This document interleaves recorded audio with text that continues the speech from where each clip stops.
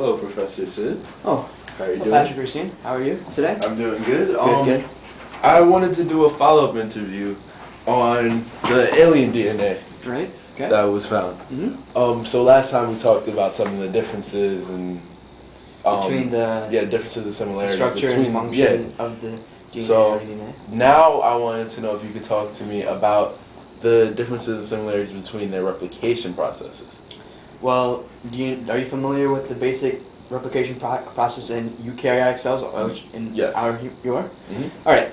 So let me just go through it. Yeah. So we're given two DNA strands, Right. and we're assuming that they're unwound by now, like they're decondensed. The replication form. Yeah, right. right. Okay. And these are nucleotides matching up. I'm not going to be specific with the AGTC. Those are the nucleotides of DNA. So what happens is an enzyme known as DNA helicase binds to the DNA strand and moves in a 3 to 5 prime. It moves 3 to 5 prime, which then it unwinds it, so it ends up the DNA ends up being like this. As the helicase moves this way. What happens is single binding proteins attach to the strand. Okay. And therefore they just basically hold the DNA strand like away from each other. Yeah. Right. Because what's keeping these bonds together are hydrogen bonds, and if they come anywhere in contact with them, then the bonds are going to reform. Right. After that happens, DNA polymerase, an enzyme that is known to add nucleotides to DNA, comes in and it binds. Actually, it doesn't bind. The thing is, DNA is deoxyribose. Therefore, it lacks a 3' hydroxyl group. Right. Whereas a polymerase needs a 3' hydroxyl group in order to start. So what happens is another enzyme known as DNA ligase forms a primer on the strand. Forms an RNA primer, which does have a 3' hydroxyl group. Right.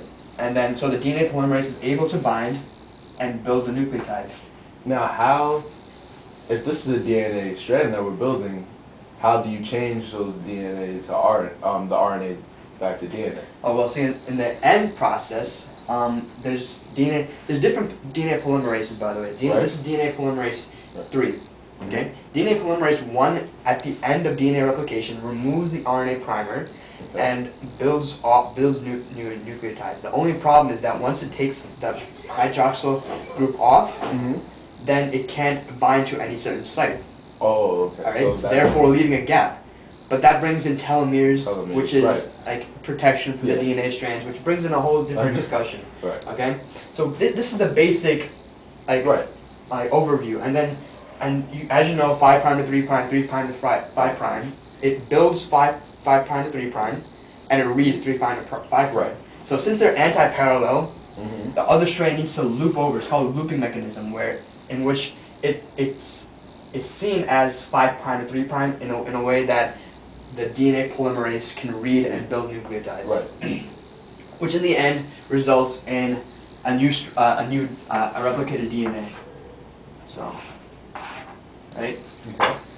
So that's now, the basic process of DNA replication in eukaryotic cells. Now, seeing that there are so many similarities between the alien DNA and the human DNA, can we infer that this is somewhat similar? Well, see, the thing is, thanks to some scientists before my time, there's an experiment called Meselson and Stahl.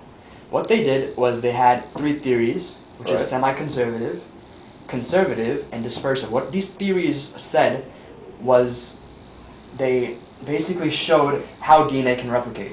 It can either have a parent strand and a daughter strand, or both. It would look something like this, being the parent. Right, right. So parent and daughter. So this is the parent, original parent, and then it would loop off to a new strand in the parent strand, and a new strand in the parent strand. Right. So that would be semi-conservative, right? That would be semi-conservative. Now for conservative, it would build off. It would keep the parent strand, but it would keep new strands. So it would make 2 new strands, And the 2 parent strands would stay together. Right. Whereas dispersive, it just Mixes up. Yeah, it makes it dispersive. So dispersive, 1 daughter, 1 new. One parent, 1 new. 1 parent, 1 new. But it's mixed up. Yeah, so it would be like luck, space. Exactly. So what Neselson and Stahl decided to do was they created an experiment in which they used isotopes to to identify DNA and see how the DNA replicated. Now, so I'm sort of familiar with this experiment. Right. They used heavy and light heavy. So right. Could you explain those terms? Right.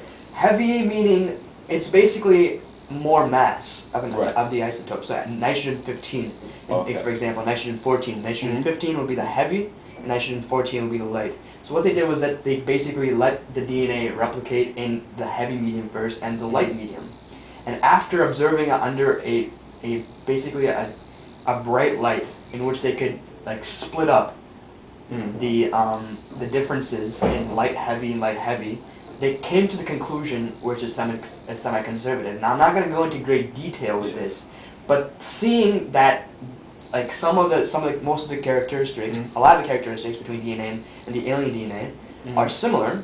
Right. We could use the same experiment in order to find out how they replicate. Right. So it could possibly be that the alien DNA replicates the same way as the human DNA. But it could be different. It could be different. There's 6 nucleotides. Since there's 3 nucleotide bases, whereas we have 4 base pairs. Right.